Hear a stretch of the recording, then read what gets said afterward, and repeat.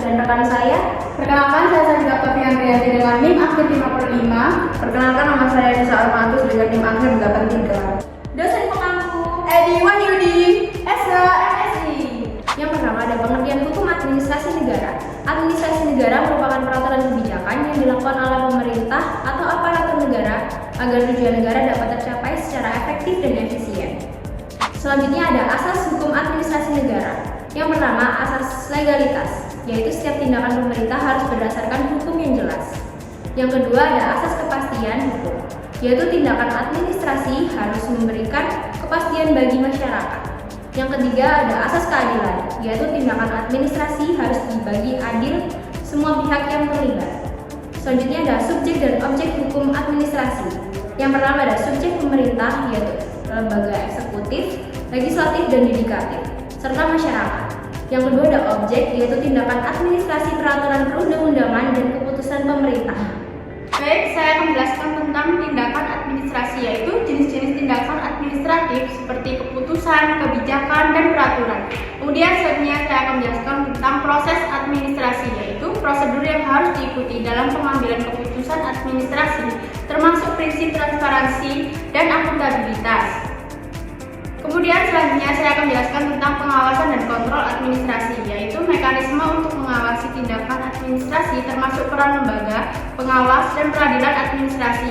Dan selanjutnya saya akan menjelaskan tentang sanksi administrasi, yaitu konsekuensi hukum bagi tindakan yang melanggar ketentuan hukum administrasi. Perlindungan hukum bagi warga negara. Hak-hak warga negara dalam menghadapi tindakan administrasi yang merugikan, termasuk upaya hukum yang dapat dilakukan.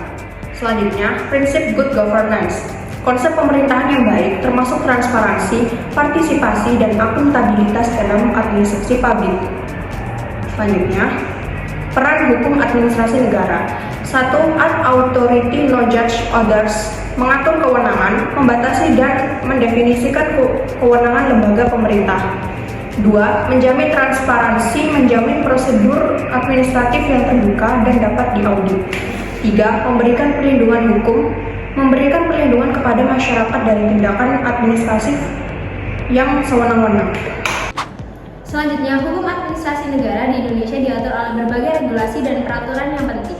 Berikut adalah beberapa di antaranya. Yang pertama, Undang-Undang Nomor 30 Tahun 2014 tentang Administrasi Pemerintahan, yaitu mengatur prinsip-prinsip dasar administrasi pemerintahan dan hubungan antara pemerintah serta warga negara. Yang kedua, Undang-Undang Nomor 25 Tahun 2009 tentang Pelayanan Publik, yaitu menetapkan standar layanan publik dan hak masyarakat dalam mendapatkan layanan bagi pemerintah. Baik, yang nomor 3 adalah Undang-Undang Nomor 12 Tahun 2011 tentang pembentukan peraturan perundang-undangan, yaitu mengatur prosedur dan tata cara pembentukan peraturan perundang-undangan, termasuk peraturan pemerintah dan peraturan daerah. Kemudian yang keempat adalah Peraturan Pemerintah Nomor 43 Tahun 2018 tentang tata cara penyelesaian pengaduan pelayanan publik, yaitu menjelaskan prosedur pengaduan dalam pelayanan publik serta mekanisme penyelesaiannya. Selanjutnya, nomor 5, Peraturan Presiden Nomor 76 Tahun 2013 tentang Sistem Pelayanan Publik, mengatur sistem pelayanan publik yang efektif dan efisien serta pengawasan terhadap pelaksanaannya. Nomor 6, Peraturan Menteri Pendayagunaan Aparatur Negara dan Reformasi Birokrasi, mengatur tentang standar kompetensi, pengelolaan SDM aparatur negara, dan reformasi birokrasi.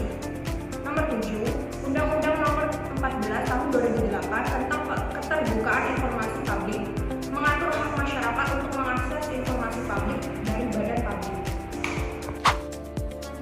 Kasus dan aplikasinya di Indonesia. Yang pertama, aplikasi dalam pemasaran green marketing. Banyak perusahaan di Indonesia menerapkan strategi green marketing untuk menarik konsumen yang peduli akan lingkungan. Studi kasus menunjukkan bagaimana beberapa perusahaan berhasil meningkatkan penjualan dengan mengedepankan produk ramah lingkungan.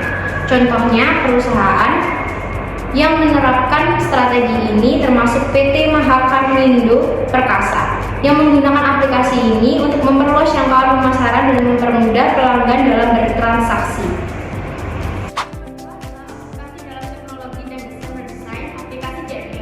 Yaitu studi kasus mengenai redesain aplikasi JNE menunjukkan pentingnya fitur seperti live tracking dan chat dengan kurir. Hal ini bertujuan untuk meningkatkan pengalaman pengguna dan memberikan informasi yang lebih akurat mengenai status pengiriman user research, atau melalui survei ditemukan bahwa pengguna menginginkan interface yang lebih menarik dan fitur yang lebih interaktif untuk melacak paket mereka secara real time.